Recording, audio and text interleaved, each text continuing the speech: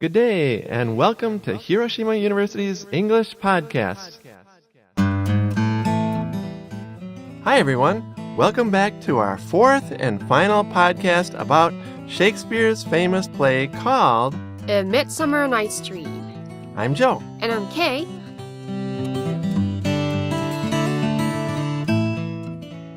So, Joe, this is the final podcast in this series. Are you sad? Yes, I want to cry. Oh, don't But, cry. try not to, but I'm also excited. Uh-huh. This is the climax.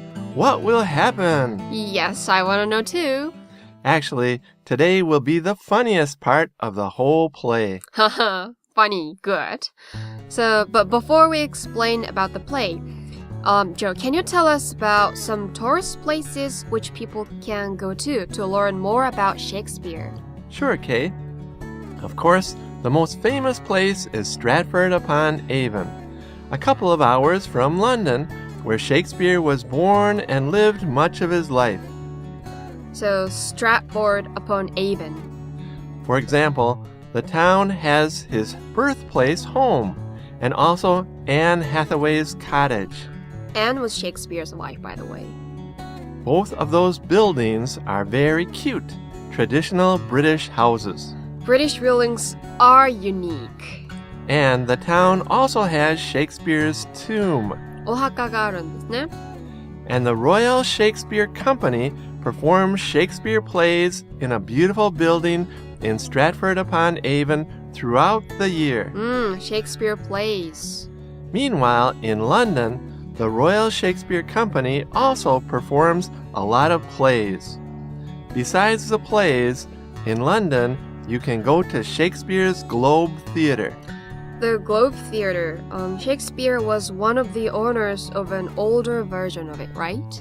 Yeah, almost every day they have tours there. It's like a museum, and plays are there too. I want to see a Shakespeare play.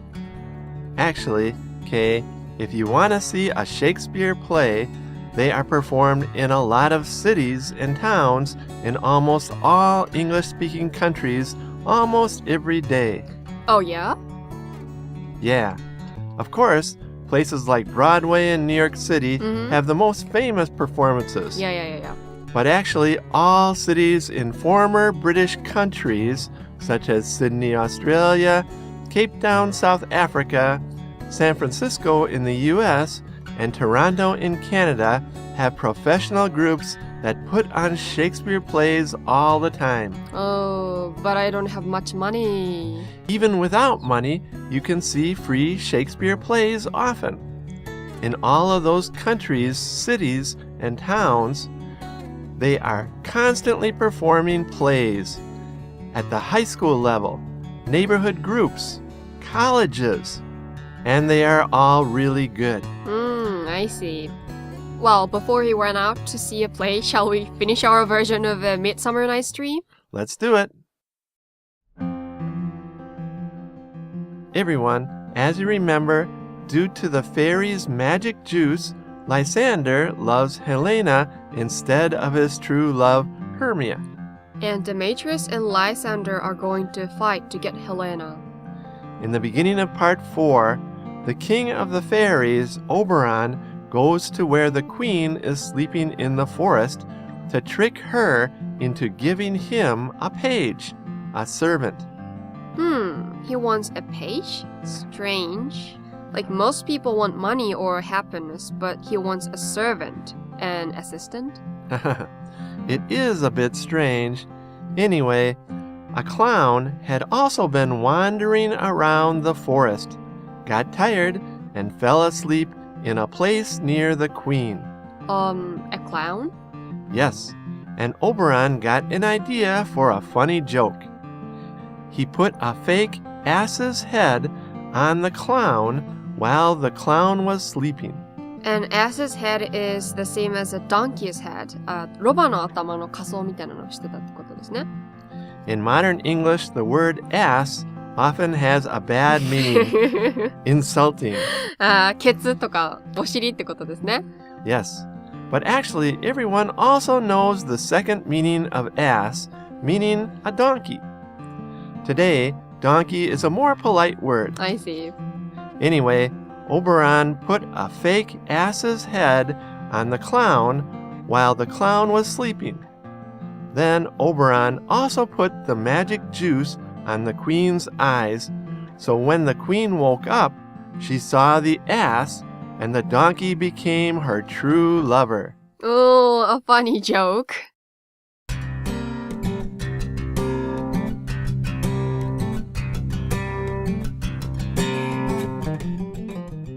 Yeah, the clown, wearing the ass's head, just wanted to leave the forest, but the queen would not let him go because she loved him so much. ちょっとかわいそうかもしれない。Then she called all of her fairy assistants and told them to take care of the clown. Lucky ass, I mean lucky clown. Yeah. Also, the queen loved the ass's hairy cheeks. 毛深いほっぺが好きだったんですね。She loved his big ears. おー The clown did not really want her, but he did like having all of the fairy assistants. And he had an ass's appetite, eating a lot, and fell asleep in the queen's arms. おー Oberon, seeing all of this, reproached her criticized her ってことですね。 and teased her. Laughed at her. And again, the king demanded the changeling boy, the page boy. And what did the queen do? Of course, she was so embarrassed that she agreed to give him the changeling boy. So the king got what he wanted. Yes, he was so satisfied that he put the magic juice of the other flower into her eyes, and immediately she no longer loved the ass. Instead, she loathed She hated. the ass. おー、なるほどなるほどなるほど。Then, the happy king and queen went back to the quarrelers The fighting lovers. to solve the lovers' problems. Puck also helped. He secretly got all 4 lovers together, and when they were sleeping, he removed the charm The love magic. from off the eyes of Lysander. Good. When Hermia and Lysander woke up, they immediately loved each other again. Yes. And Demetrius and Helena also woke up and also loved each other. Oh, yeah. And all of the strange occurrences seemed like a pretty harmless midsummer night's dream.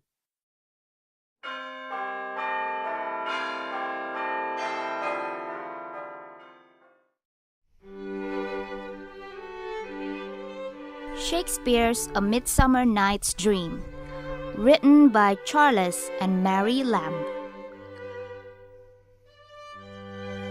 Titania was still sleeping, and Oberon, seeing a clown near her, who had lost his way in the wood, and was likewise asleep.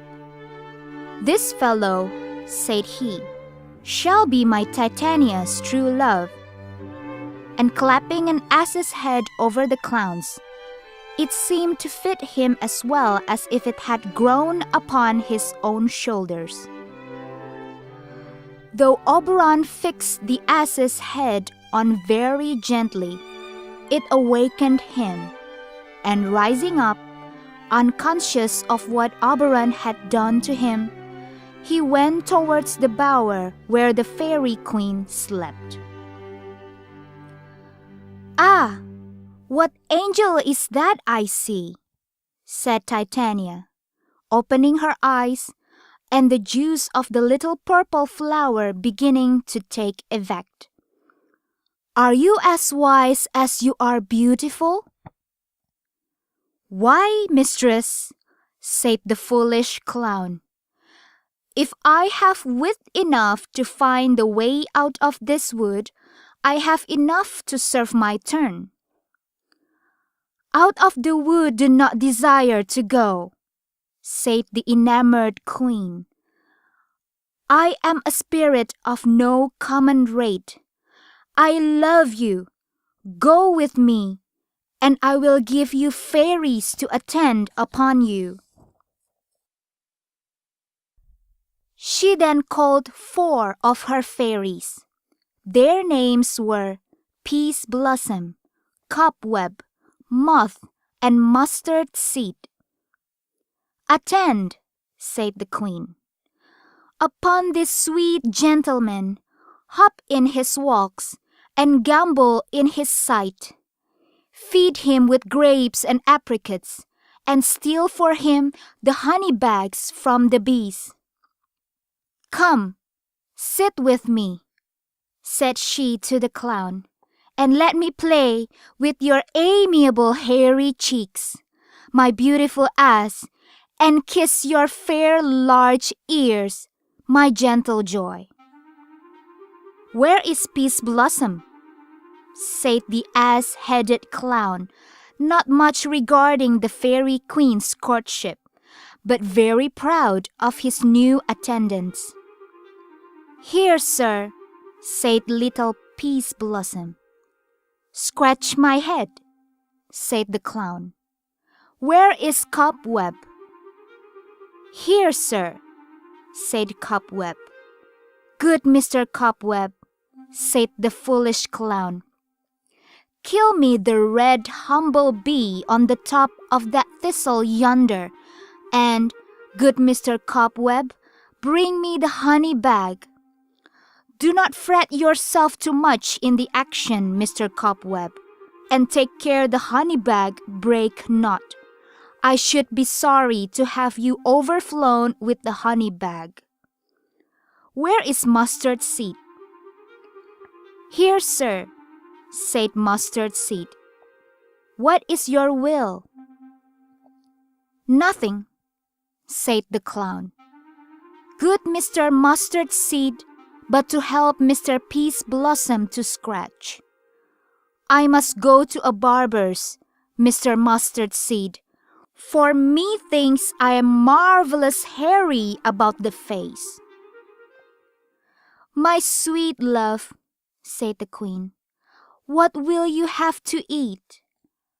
"I have a venturous fairy shall seek the squirrel's hoard, and fetch you some new nuts." "I'd rather have a handful of dried peas," said the clown, who with his ass's head got an ass's appetite. "But I pray, let none of your people disturb me, for I have a mind to sleep." "Sleep then," said the queen, "and I will wind you in my arms. Oh, how I love you! How I dote upon you!"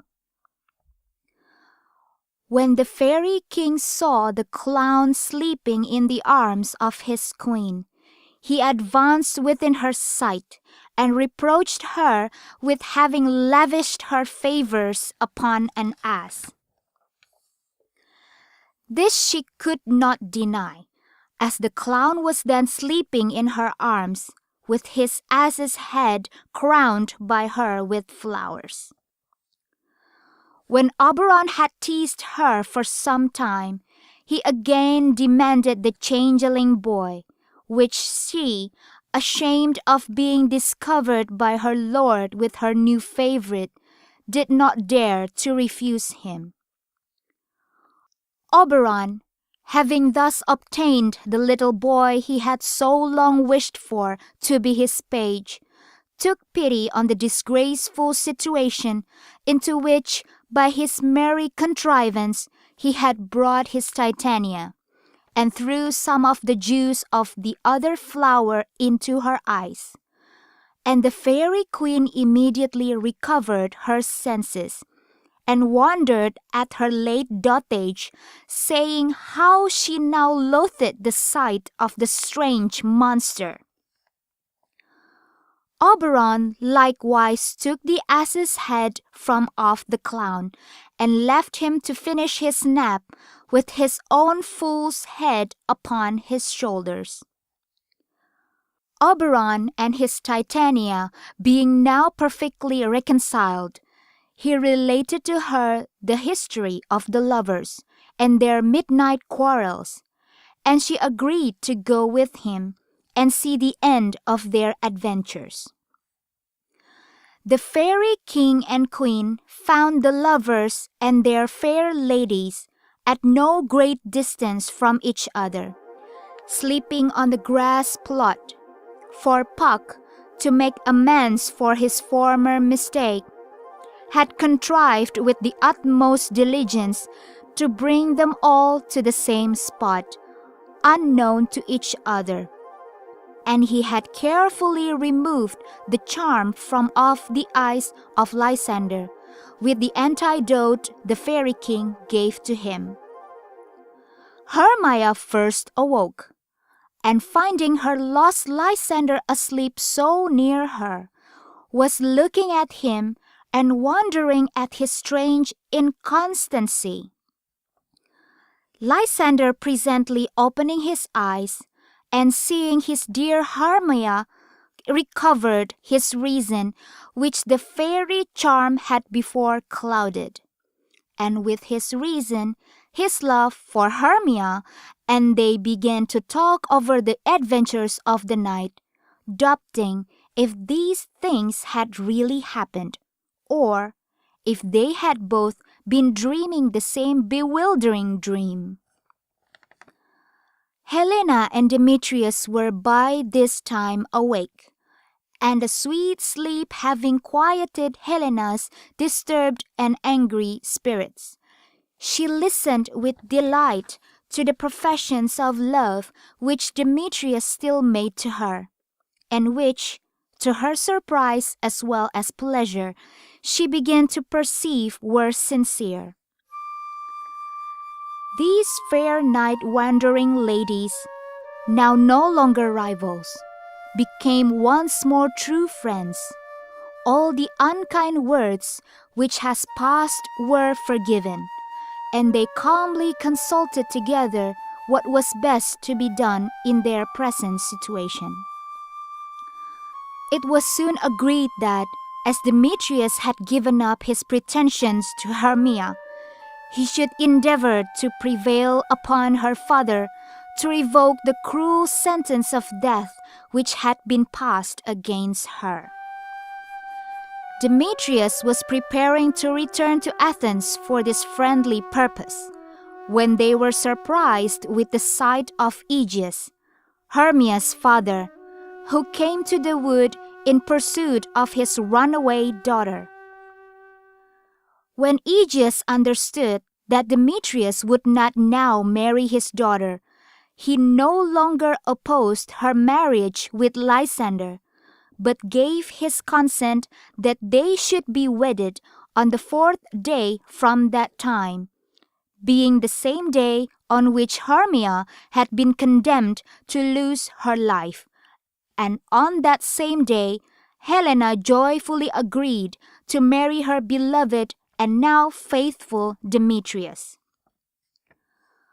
The fairy king and queen, who were invisible spectators of this reconciliation, and now saw the happy ending of the lovers' history, brought about through the good offices of Oberon, received so much pleasure that these kind spirits resolved to celebrate the approaching nuptials with sports and revels throughout their fairy kingdom. And now, if any are offended with this story of fairies and their pranks, as judging it incredible and strange, they have only to think that they have been asleep and dreaming, and that all these adventures were visions which they saw in their sleep. And I hope none of my readers will be so unreasonable as to be offended with a pretty harmless Midsummer Night's Dream.